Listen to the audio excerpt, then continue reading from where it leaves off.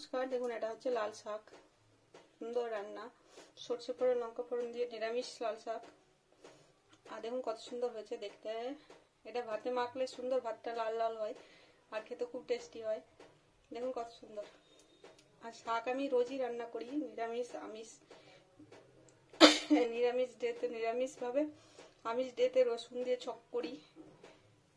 কত সুন্দর হয়েছে। নমস্কার ফ্রেন্ডস, দেখুন এগুলো হচ্ছে লাল শাক। তো আমি কেটে নিয়েছি, কত সুন্দর দেখতে। লাল জিনিস খুব ভালো লাগে আমার। লাল শাক খাওয়া ভালো। এটা শীতের শুরুতে এনেছে, পোকা ছিল না এতদিন, বর্ষাকালে পোকা বেরোচ্ছিল বলে লাল শাক খাওয়া ছেড়ে দিয়েছিলাম। আর আমার ভাতের উপর একটু শাক রেগুলার ভালো লাগে, মানে আমি পছন্দ করি খেতে। ভাতের পাতে শুরুতে একটু শাক। দেখুন এটা ধুয়ে নেবো পরিষ্কার করে, তারপরে এটা কিভাবে বানাচ্ছি ফ্রেন্ডস অবশ্যই খুব ইজি আর খুব তাড়াতাড়ি। দেখুন ফ্রেন্ডস লাল শাকটা তো কড়াইতে দিয়েছি, পুরো জলের শাকটাকে পুরো নিংড়ে নেবো জল থেকে। এক ফোঁটাও জল রাখবো না, পুরো জলটা ঝিকে এরকম করে করে দাঁড়ান দেখায়। পুরো জল আছে তো, পুরো একদম নিংড়ে জলটা পুরো ছেঁকে দেবো, পুরো যতটা ঝাঁকা যায় দিয়ে নিলাম। এবার করলে কি পুরো শাকটা রান্নাটা ভালো হবে। এটা দিয়ে নিলাম, পুরো শাকটা দিয়ে নিলাম। এইটুকু শাকের দাম 12 টাকা, 12 টাকা না 15 টাকা নেয় এখন। 15 টাকা নিচ্ছিল, এখন 12 টাকা করে দেয়। এগুলো 10 টাকা করে জেনারেলি দামটা দেয়, কিন্তু এখন এই যে সুযোগ, এরা এরকমই হয়, সময় বুঝে বুঝে দাম বাড়ায় তোমার। ঠিকই আছে, চলুন খেতে তো হবে। আর ওদেরও কিছু হয়তো লাভ থাকে, প্রয়োজন থাকে, নইলে কেন করবে। লাল শাক খুব শুকি পোকা খায়, ওই জন্যে এটা চাষিদের পক্ষে একটু কষ্ট হয়, ওই জন্য দামটা বেশি থাকে। দেখুন ফ্রেন্ডস এটা হচ্ছে লবণ, পরিমাণ মতো লবণটা একবারে দিয়ে নিলাম, বারবার দেবো না। এবার লবণটাকে ভালো করে মিশিয়ে দেবো, সুন্দর করে মিশিয়ে দেবো, যাতে প্রত্যেকটা শাক পাতা সমানভাবে লবণটা পেয়ে যায়। বেশিক্ষণ সময় লাগবে না, ছোট ছোট সব ডাঁটি আছে আর শাক আছে, ব্যাস এটা করলাম। এবার টেম্পারেচার পুরো স্লো করে নেব, একদম বিলো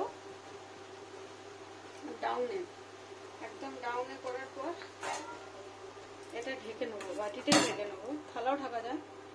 ব্যাস এবারে সেদ্ধ হবে। স্লো টেম্পারেচারে সেদ্ধ হলে সেদ্ধ ভালো হবে, শাকটার কালার ঠিক থাকবে, পুরো সেদ্ধ হয়ে যাবে আর সুন্দর একদম।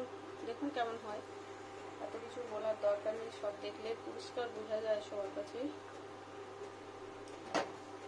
হোক, ঢাকা দেওয়ার হলো, একদম বিলো পয়েন্টের টেম্পারেচার। দেখুন দেখাই যাচ্ছে না, খুব স্লো।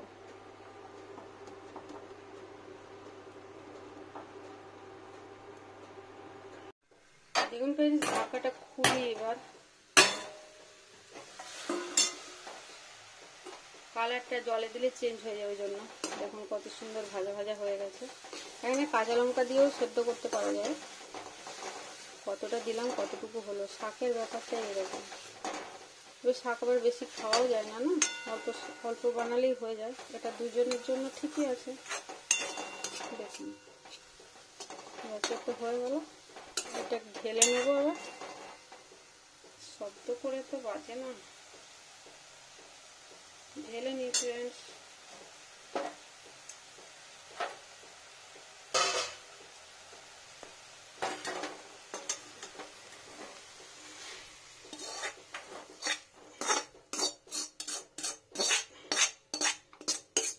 এতে কি হলো, লাল যে শাকের একটা লাল রং, এটা জলে ধুয়ে যায় না আর সেদ্ধও হয়ে যায়।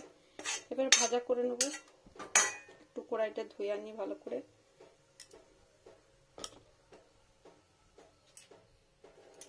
এবার টেম্পারেচার বাড়িয়ে দিলাম, সর্ষের তেল,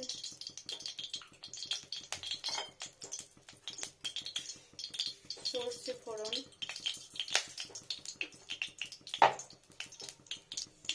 শুকনো লঙ্কা,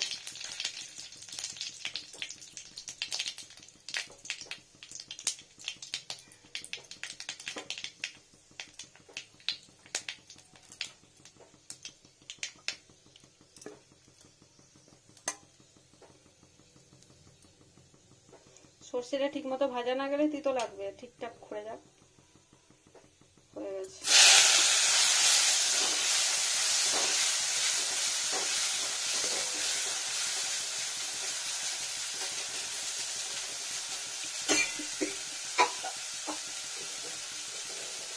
সরি ফ্রেন্ড, সরি, বন্ধ ফিরে করবেন। যতক্ষণ সূর্য জব্দ করবে ততক্ষণ এক পিঠে থাকবে।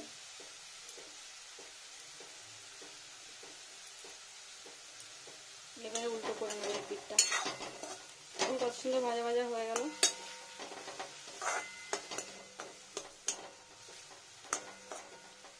শাক ভাজা, লাল শাক ভাজা, এটা একদম ফুরফুরে করার দরকার নেই। একটু সরি, লঙ্কাটা ঢুকেছে না, তুলে নি।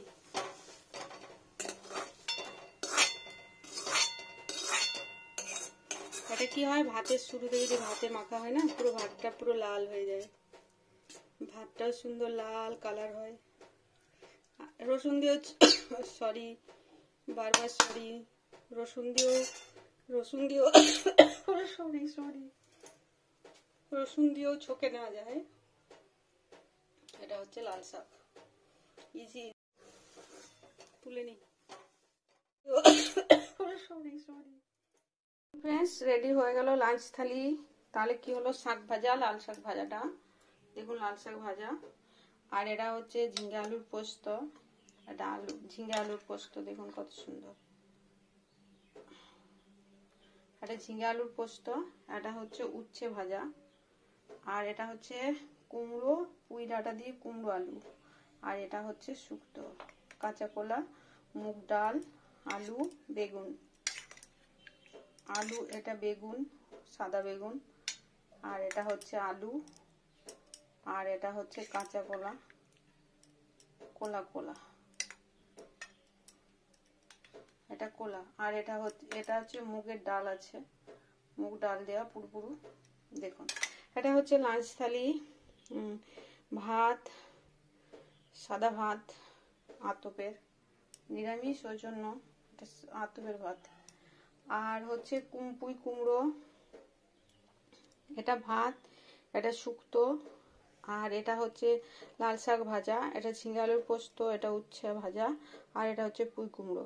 তাহলে এতগুলো রান্না, 1 2 3 4 5 5টা রান্না বানিয়েছি ফ্রেন্ডস। সবজি, নিরামিষ লাঞ্চ থালি দেখুন কত সুন্দর হয়ে গেল রেডি।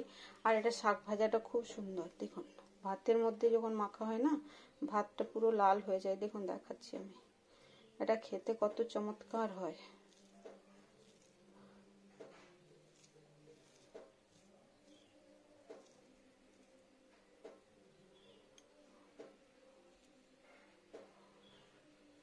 দেখুন ভাতটা পুরো লাল হয়ে গেল, কত সুন্দর হয়ে গেল রেডি লাঞ্চ থালি। তো এই আর কি, সবই ভালো। এবার বানিয়ে খান, নিরামিষ থালি ভালো লাগবে।